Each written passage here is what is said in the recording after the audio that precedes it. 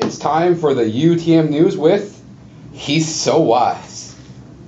He's like a miniature Buddha, covered in hair. Dominic Novak. Today's top story, jellyfish. How are they a danger for you and your family? Stay tuned. They're outcompeting fish. They're taking over.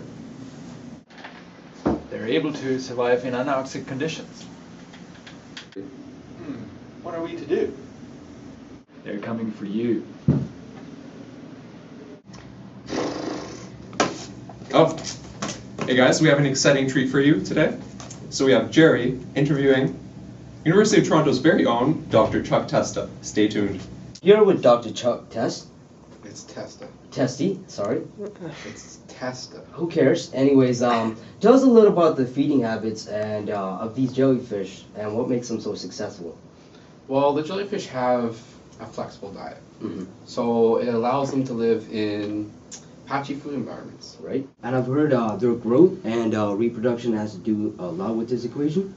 Yeah, that's correct. So for jellyfish and their reproduction, they reproduce asexually and sexually. They reproduce asexually by fragmentation.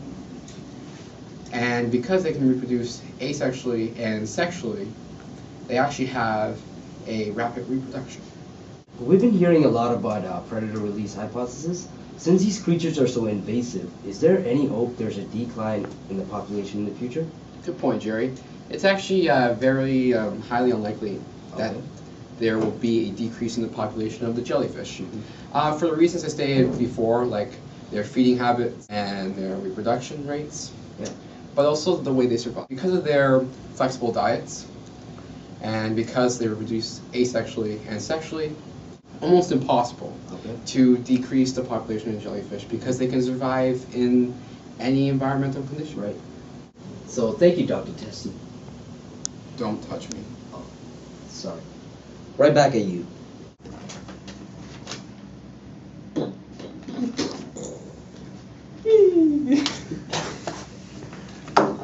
Oh, hey. So, thank you, Jerry, for a fantastic report. Now we're on to Veronica with Fisherman. I'm reporting live from the Mediterranean Sea, like the Mediterranean Sea. I can't even believe this. Like, oh my god, this is so cool. And I'm here today with Fisherman Frank. Hi. It's not your turn. And so, like, he's gonna tell me about why there's so many jellyfish, but like no fish. Like, this is so sad. It's the largest predator. It's just competitions. It's just jellyfishes and it's just jellyfish eat the surface and it's just gone. It's just sardines, lots of sardine stocks, and it just went down. It was just yes, you know what I'm talking about, right? Yeah, okay. Yeah, like I totally understand. Like you're so smart. Yeah. And like, what about like the fishing industry? How does that affect anything? Fishing industry, you with fish and we just grab all the fishes and they just So like it's all your fault? What? No, it's not my fault. I feed. I just take the family and you know they eat and I just go. I don't know what you know. No. And now back to the studio. Where the f is my car?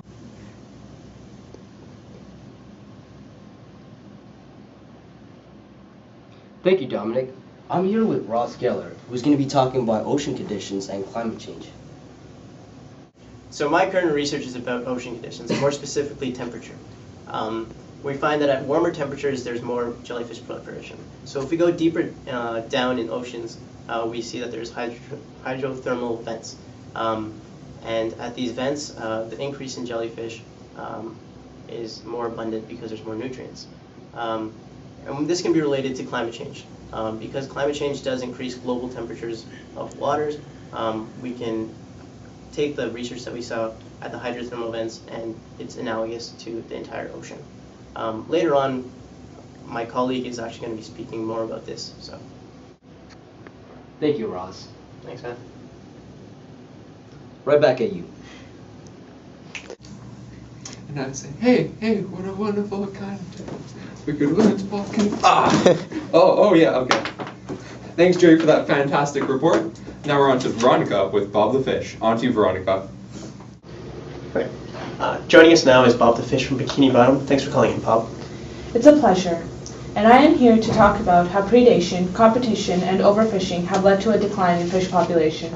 On the topic of predation, these jellyfish have been eating our eggs. Do you know how hard it is to lose your children? The larger the jellyfish, the more fish eggs they consume. Did you know that some jellyfish eat up to 100 eggs per day?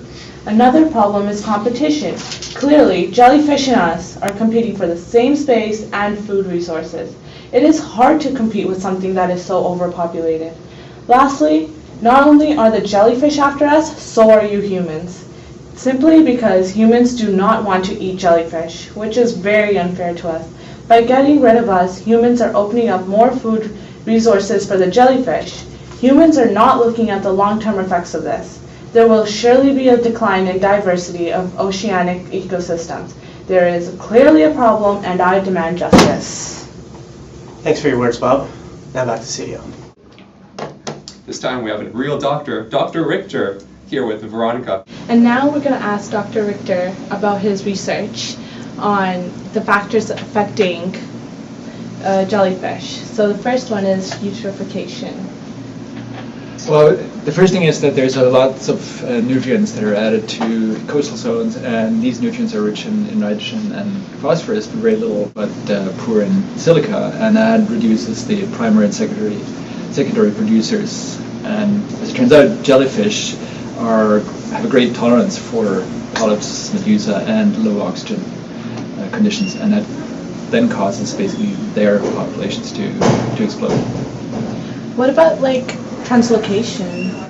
Basically, it helps in transferring jellyfish from one area into the other, which they couldn't get to on their own. So basically what happens is that these jellyfish are being transported in the ballast or attached to ships, and then get into areas that they'd never been in before. What if the habitat changes, or there's modifications to the habitat? Again, there are conditions that would help jellyfish more than others. So there are certain conditions that are particularly advantageous for jellyfish. It helps increase their populations over others. Okay, that's all for our interview. Thank you. Last but not least, we have 3 up-and-coming scientists here at the studio with us. Next, after the commercial break. Now a special treat just for you, UTM-TV, what the public thinks about this important issue. I found one student who's particularly angry about this situation. Daniel, how do jellyfish make you feel? Pissed off! There we go. There we go. Here I'm with Chris at UTM. He's going to talk about jellyfish-dominated food webs. Go ahead, Chris. What the Dom? Back to you. Hi, I'm Dr. Broder, and today I'll be talking to you about my research, which looks at how climate change and ocean biotic and abiotic factors affects population. The study is done over the course of 3 decades. The results show that there's a rapid increase in jellyfish population, especially in the year 2000, because of biophysical factors such as warmer sea temperatures, less ice coverage, wind mixing, and summer conditions. And now to Dr. Lehman. Hi, my name is Dr. Liam, and today I'm here to talk to you about the negative implications that fishing has on the Irish Sea, more specifically how it affects jellyfish. So what we did was we measured population abundance by using fishing nets. We found that over a 16-year study that there was a decrease in fishings, which resulted in an increase in jellyfish populations.